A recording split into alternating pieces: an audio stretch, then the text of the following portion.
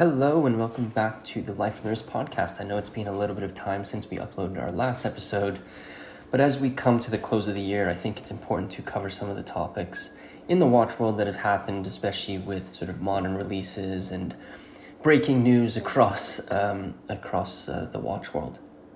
I hope everyone has had a lovely October. If you're in the Northern Hemisphere, I hope, as winter comes, I hope you're staying warm, you're going skiing if you ski, or going hiking, being outside, enjoying the beautiful changing weather that we're having. If you're in the Southern Hemisphere, I hope that you're excited for the warmer weather to roll in. I'm sure you're gearing up to going to the beach and spending time outside, and it's really exciting. I think as things change, you can change. You kind of change the things that you're involved in. You change the clothes you wear, maybe the watches you wear as well. I know that I'm located in the Northern Hemisphere, so I'm wearing a lot more sweaters, and it's a lot easier to wear watches on straps now, as opposed to in the summer where you get, when you're outside and you're sweating, you don't want your leather strap to be subject to that. So I'm going to cover a few things today. I want to cover some watch releases that happened, some breaking news related to vintage watches, and then I'll talk about two vintage watches that we have in the store that we'll be covering on our website. One of them I think you'll actually see the video this week about, so stay tuned for that. But I wanted to start off with really exciting news from Universal Genève. If you didn't know, Universal Genève was purchased by Breitling. I want to say it was the end of last year. And of course, many of us were saying, it's probably going to take some time before they release some of their watches. They really have to understand, basically build the brand up from scratch. Not scratch, but, kind of understand the direction that they want to take the brand and, the kind of plan the next couple of years of releases, as well as, getting production ready to go, etc., etc. But what was really exciting is Universal Genève created some tribute models to celebrate 70 years of the SAS polar flights, which is really exciting. It's actually, if we think about it, this new revitalization of Universal Genève, it actually is going to start with these tribute models that are in the Polerouter. So in celebration of the 70th anniversary of the Scandinavian Airlines system, which stands for SAS, in celebration of the anniversary of the inaugural polar flight from Copenhagen to Los Angeles, Universal Genève introduced a trio of iconic Polerouter models. These were released in homage to the legendary 1954 collaboration between Universal Genève and SAS, and what's really exciting is this really is the start of the revitalization of this brand. Now, for those of you who don't know, the Polerouter was originally designed by Gerald Genta, and is a really beautiful, at least the original versions of these pieces were just a time-only piece with a really beautiful sort of had this chapter ring around the outside with a really beautiful dial. But the versions that they have released today are in tribute, as I mentioned, to the first polar flight. And this basically took place on November 15th, 1954, where two SAS Douglas DC-6B aircrafts went from Copenhagen to Los Angeles, marking the first twin polar route between Europe and North America.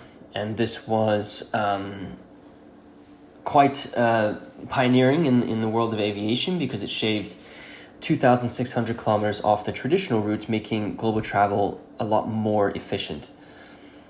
The models that they've released, they've come out with three models. The first tribute model is the reference JU6910 and has the signature SAS blue dial, and then has both the original and modern logo of the SAS, alongside with the Universal Genève logo on the emblem on the dial. This piece is limited, obviously, to one piece being produced, and it's going to be auctioned at Philips in May 2025, with the proceeds supporting Geneva's CFP Arts which is an applied art school ensuring the transformation and tradition of watchmaking skills. This piece is really, really nice. I love blue dials. It's something that I'm really attracted to.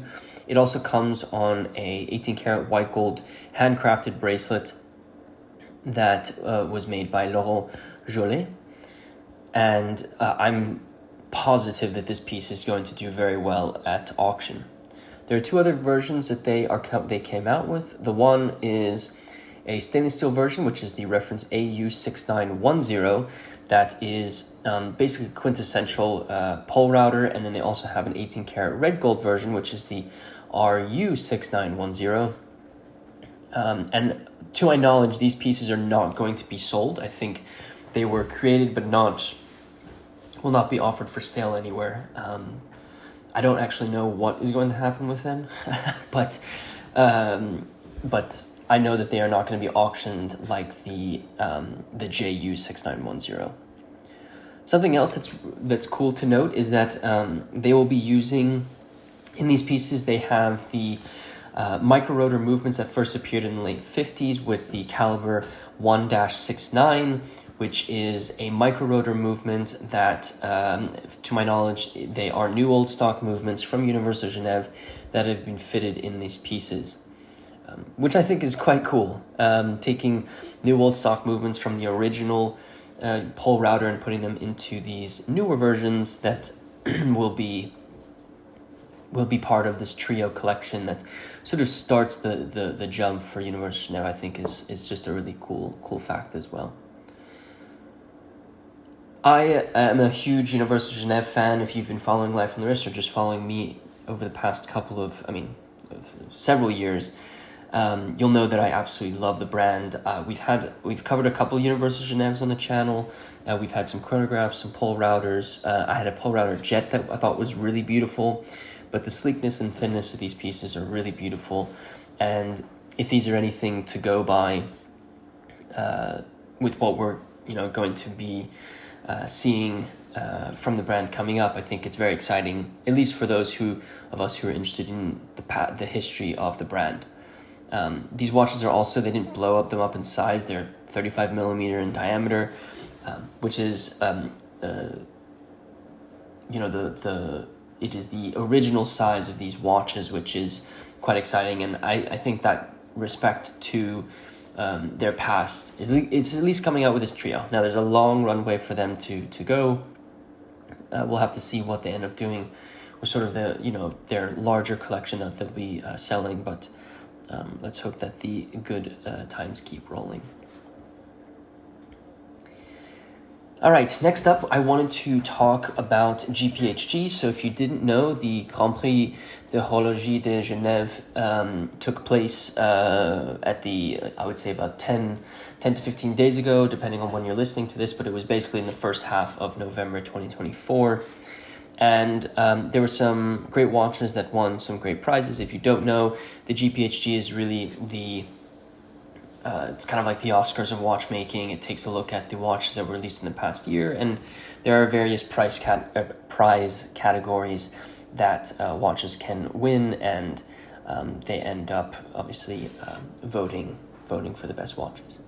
The Aiguille d'Or, or the grand prize that basically celebrated the best watch of the entire year, went to the IWC Portuguese Eternal Calendar. This watch I've covered on the podcast before, but this was a watch that was released, I believe, in the summer, but is a marvel for really a calendar that can run for an eternity. This watch, when it comes to pushing watchmaking, I think this is absolutely doing it. Many people have said, why do you need a watch like this? But I think that a lot of the times, especially today, where we do have other ways of, let's just say this is a perpetual calendar, to know, the moon phase, or knowing what day, month, year it is. There's other ways that we can do it, but I think what this watch really did was push the boundaries of what is technically possible, and encoded that in a 400-year cycle, which is really challenging. and really cool is that, you know, you have all of that in this one watch that was produced by WC. So it's a marvel that they were able to do it, and I think it's well deserved that it would be celebrated as one of the best watches to come out this year. I was really also excited about, I'm just scrolling through, and there'll be links in the article in the show notes of this podcast to everything that we speak about. So if you want to see the winners of these categories, be sure to head to the show notes of this podcast. I was really excited to see the Laurent Ferrier Classic Moon Silver win the calendar and astronomy watch prize. Really beautiful moon phase on this, and really well deserved for Laurent Ferrier. One of the other things I really loved was the fact that the Voutilainen KV20i Reversed won the men's watch prize. This watch it's personally very, I really love this this piece because I think everything that Kari does is incredibly beautiful. I like the aesthetics of these pieces.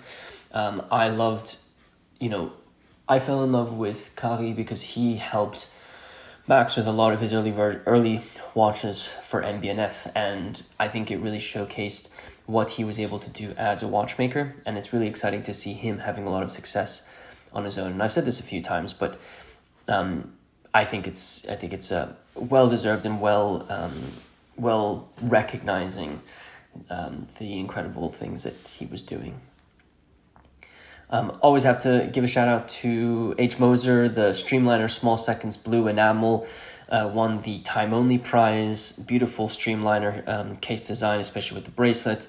And then you've got this super nice blue enamel with sort of these sparkles on it. It uses fired enamel in a gradient shade with a textured surface, which I think is quite nice. And then the last piece I wanted to, let me just keep going. The last one I wanted to mention was the Revelation Prize, which went to a watchmaker named Rémi Cool with his Tourbillon Atelier. Several years ago, I covered, or I posted Rémi's beautiful watch on Instagram, and it really is a very different sort of aesthetic for one to sort of get used to, but it's an incredibly beautiful piece. You basically have a really simple sort of gold, it looks like sort of a gold pattern dial, and then, or I should say maybe a base plate, and then what you have is sort of this applied bridge that points towards where sort of 1 o'clock is, and then you have the hours and minutes indicators sort of at the top of the dial, and then on the below the time display, you then have this really beautiful tourbillon window with a bridge that kind of points towards where 7 o'clock would be. And so you have this really different way of displaying both a tourbillon and a time on this very beautiful piece. Rémi is, I think, 27 years old. He's become one of the, a really well-respected independent watchmaker, and it's really nice to see young watchmakers getting some recognition for the beautiful things that they're doing, and I'm sure that, I'm sure that he's going to have success as we go into the future, and well-deserved. And I'm really glad that I was able to showcase what he was doing early on Instagram, because I'm hoping that maybe that led to some of this. It probably didn't lead to all of it. Me just posting about it isn't going to do much. It's really Rémi and what he's able to accomplish in his watchmaking, and finding ways of attracting watch collectors or watch enthusiasts. So GPHG sort of wrapped up. I wanted to talk about an episode of Talking Watches that was released. I try not to speak too heavily about certain companies on Life on the Wrist. I think it's we're one and the same, right? Hodinkee blog is a website where they try to bring watch enthusiasm to their site, and it's exactly what Life on the Wrist's purpose is. We have different goals, but it's sort of one and the same, trying to excite people about watches. And I think talking watches was something that I got into, and it really helped my enthusiasm for watches, because it helped make showcasing and talking about watches in your collection a little bit more mainstream. And before that, I think things were very, very private. But what it did was it basically created a way for people to become educated on watches and be able to talk to other people about their watches. And I think it really helped grow the watch industry. If you look at the original talking watches, they really, or if you look at the original talking watches and then you look at maybe what it has been over the last couple of years, it's very, very different. And I'm going to say different. It's not good or bad or better or worse. It's just different. But there was an episode that they released in November with Adam Victor, who is a vintage collector and dealer. And this episode really made me feel like I was watching one of the original talking watches. I think it was because it wasn't about... A lot of the times, it sometimes feels like we're talking... And again, this is probably just my enthusiasm for vintage watches, but it feels like a lot of times when talking watches, we're talking about pieces that are in the modern sphere of watch collecting that everyone kind of wants. And there's nothing wrong with that. I think it's exciting to see people who are enthusiastic about pieces from this era. But I think talking watches always had a gentle nod to vintage watches and their stories and their histories. And the watches that Adam Victor brought were right down the middle. They were perfectly placed for vintage for talking watches, in my opinion. There was some incredible pieces. There was like a Bulova prototype for the US Navy. There was a Patek Reference 570 in steel with a 3-toned brigade dial. A beautiful Longines with a 13ZN movement and a black dial. He had a quartet of cloisonné dials from different brands. He had an Audemars Piguet World Time from 1943. He had a 5513 from AP. I really appreciated his APs because complicated APs are very, very difficult to come by. He even had a really beautiful platinum ultra thin Audemars Piguet pocket watch, a Vacheron Constantin from 1941 with a crown at the top, known as a sort of a top wind. I think one of his most significant pieces was a Jaeger LeCoultre perpetual calendar from 1935. I believe like one of something like 12 or something like that were made. I think 12 might be the wrong number, but very, very limited production of this of perpetual calendars by JLC in a tonneau case. I think it was actually it was one of four. It was one of four. I remember him saying four of this era, which is so significant. And I think his enthusiasm for these pieces and their histories and the interesting things that when you look at these pieces, they're just interesting to see and learn about. And I think what you basically had was the perfect collection and the perfect person to talk about these pieces, because he brought such a great enthusiasm that I think many of us not represent with, but we identify with. And I think that was really special. So I want to first say thank you, Adam, for being on the Hodinkee Talking Watches episode and showcasing some of the pieces from your collection. And then I want to also thank Hodinkee and give Hodinkee sort of a round of applause, because I think you got it right with this one, especially for those of us who've been following your channel for a very long time. And I hope that this excitement really continues.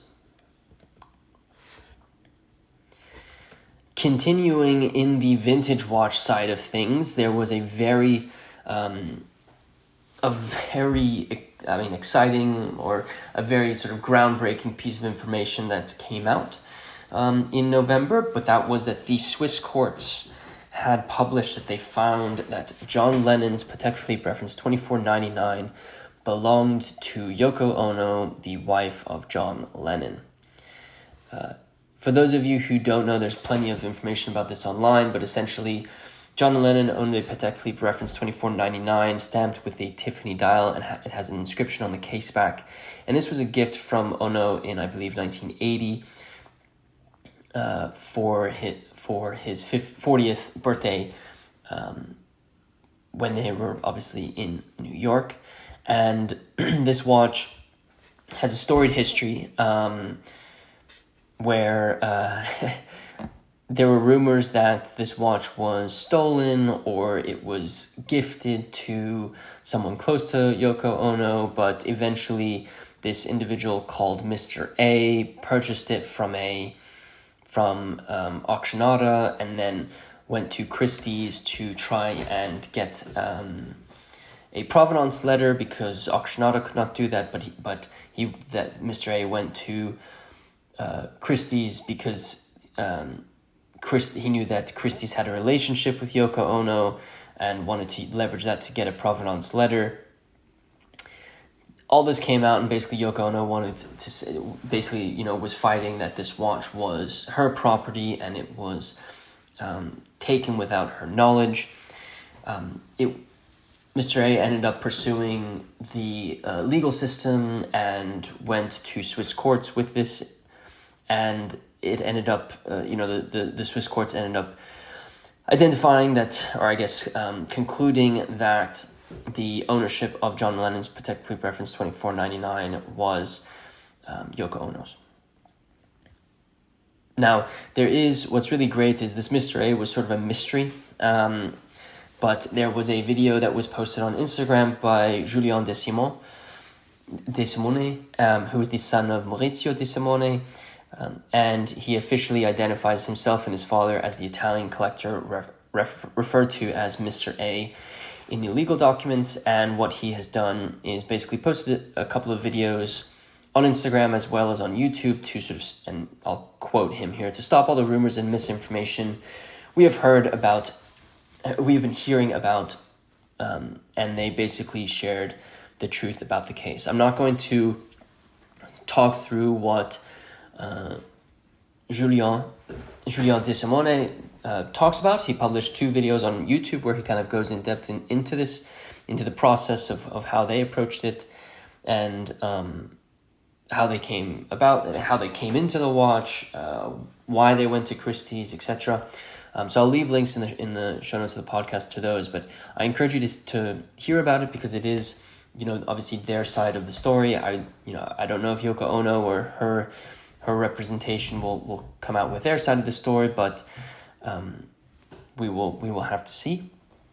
But I think this is a very important and historical moment in watch collecting because this is arguably one of the most important 2499s ever, and you could honestly argue it's probably one of the most important Patek Philippe's wristwatches, timekeeping devices in, if it was to come to auction or just, be sold. I think it would be one of the most important pieces out there, especially for those of us from this sort of era, right? You have to always think about it from eras or enthusiasm. I think John Lennon is just a much more widely known figure if you compare him to someone like, if you compare it to like the Paul Newman's Paul Newman, right? Many of us, some of us might not know who Paul Newman is. Some of us might not be really into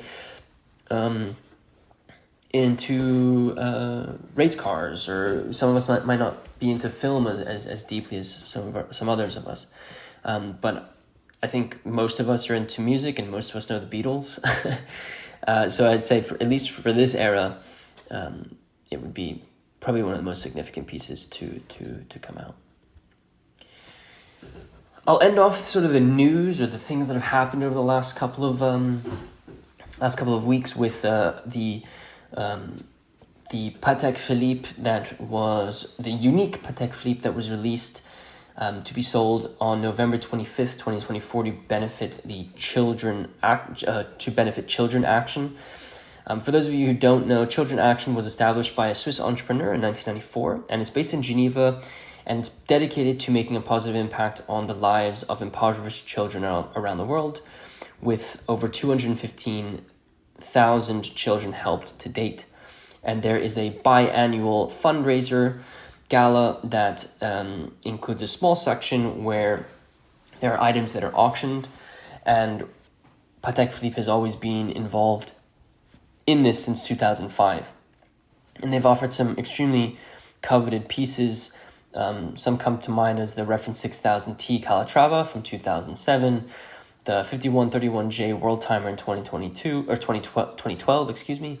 In 2022, the most recent watch that they produced was the reference 5270T Perpetual Calendar Chronograph. All of these are one of a kind and have some sort of tweak to them, unique trait that makes them special. The 5270 sold for 9.7 million Swiss francs 2 years ago. And this year they released a unique version of the reference 5711. It's the 5711-1500A. And what makes this one tremendously special is the fact that it has a beautiful hand-engraved, unique case. It's case, bracelet, underside of the case. It's truly a work of art, certain aesthetic. I'd say it's a Maori inspired motif, and I think that's a really cool trait of this specific piece.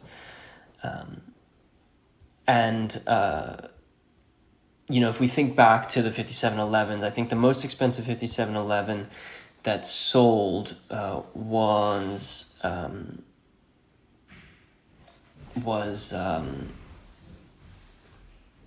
probably the Tiffany Blue dial 5711 that sold at auction. I want to say maybe, what was that? Probably 4 or 5 years ago.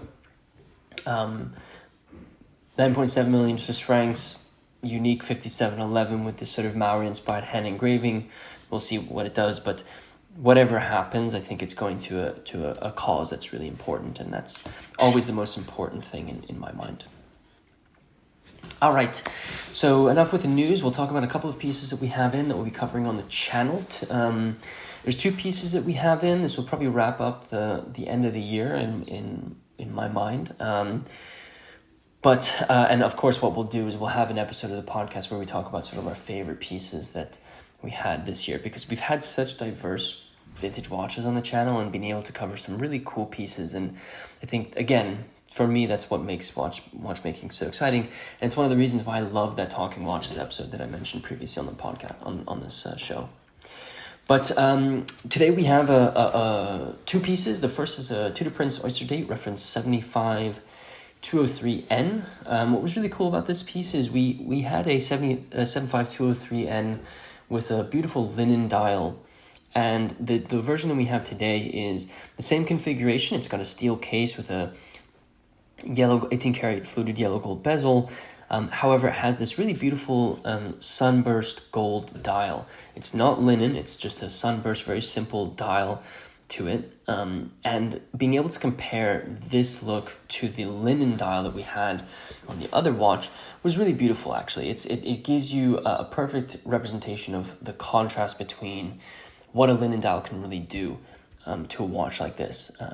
These pieces are so collectible in my mind because they have so many different versions, so many different combinations, and you can really enjoy these. These are literally everyday watches that you can wear from a brand that made really workhorse movements that would not go bust super quickly. It's a 28-24 automatic wind movement, and a watch just to absolutely die for. So I really love this piece, and to contrast it with that Lennon dial was superb.